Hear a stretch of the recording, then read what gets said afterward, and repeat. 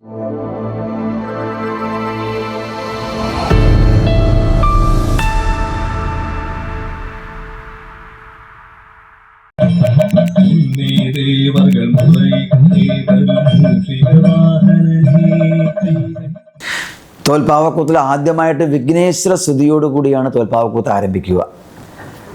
അതുപോലെ തന്നെ ആ സ്തുതി പാടിക്കഴിഞ്ഞാൽ പിന്നെ പൂർവികരെക്കുറിച്ച് സ്മരിക്കുന്ന ഏതെല്ലാം കലാകാരന്മാരുണ്ടായിരുന്നോ അവരെല്ലാം പ്രത്യേകം നമസ്കരിച്ചു കൊണ്ടുപോകണം തോൽപ്പാവക്കൂത്ത് ആരംഭിക്കാൻ.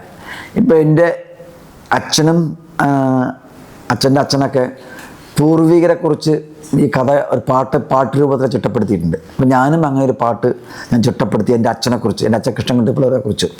കമ്പരാമായണം പാവക്കൂത്താക്കിയ ചിന്നത്തമ്പി പുലവരിൽ ഗോത്രത്തിൽ വന്നുദിച്ച ജ്യോതിർസ്വരൂപം വമ്പരായുള്ളവരും കൊമ്പുകുത്തിനാർ അൻപാർന്തോർ അമൃതമൊഴിയും വാണീ വൈഭവമുடைய വാക്ചാതുര്യവും ഇൻപമുடைய ദേശവിദേശമാകിയ ലോകമെങ്കും രാമകഥയെ പാടി പ്രസിദ്ധമാക്കിയോരർക്കബിംബം അൻപൊടും വിശാല ഹൃദയത്തോടും സജ്ജനർ പുകഴ്പെറ്റ കൂനത്തറ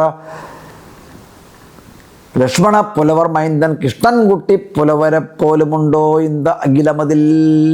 അപ്പം അദ്ദേഹത്തെ പോലെയുള്ള കേവനായിട്ടുള്ള അവർ സമാനമായവർ ആരും തന്നെ ഇല്ല എന്ന് പ്രതിപാദിക്കുന്ന ഗുരുനാഥന്മാരെ വന്ദിച്ചുകൊണ്ടാണ് തോൽപ്പാവക്കൂത്ത് ആരംഭിക്കുന്നത്.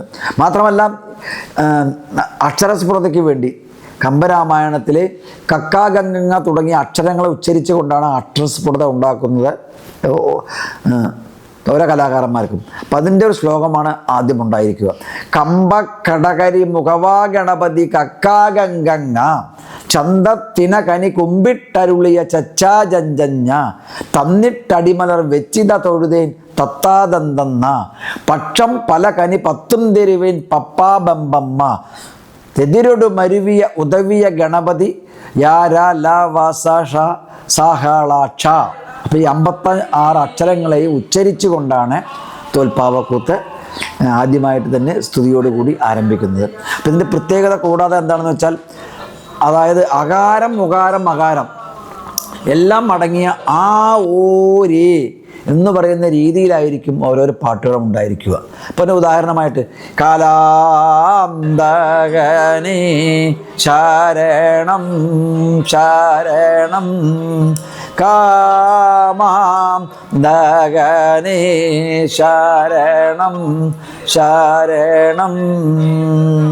അപ്പം ഇങ്ങനെ 4 വരിയുള്ള ശ്ലോകങ്ങളാണ് പാടിക്കൊണ്ടാണ് അതിൽ മറ്റേ പറയുന്ന ആൾ അപ്പം ഇയാൾക്ക് പാട്ട് പാടുന്ന സമയത്ത് 2 പേരും കൂടി ചേർന്ന് പാടും. അല്ലാത്ത സമയങ്ങൾ അതിന് വ്യാഖ്യാനങ്ങൾ പറയുന്ന സമയത്തൊക്കെ അകാരം മുകാരം ഓരി എന്ന് പറഞ്ഞുകൊണ്ട് നീട്ടി മൂളിക്കൊണ്ടേയിരിക്കും അടുത്ത ആൾ. അങ്ങനെ ദേവിയെ മുൻവശത്തെ സാക്ഷി നിർത്തിക്കൊണ്ട് ചെയ്യുന്ന ആ ഒരു പ്രക്രിയ ആയതുകൊണ്ട് എപ്പോഴും ദേവി ഉണ്ടാവും. അതുകൊണ്ട് അവിടെ നിശ്ചലമാവാൻ പാടില്ല എന്ന അടിസ്ഥാനത്തിലാണ് ഓരി എന്ന് അടുത്ത ആൾ എപ്പോഴും മൂളിക്കൊണ്ടേയിരിക്കുന്നത്.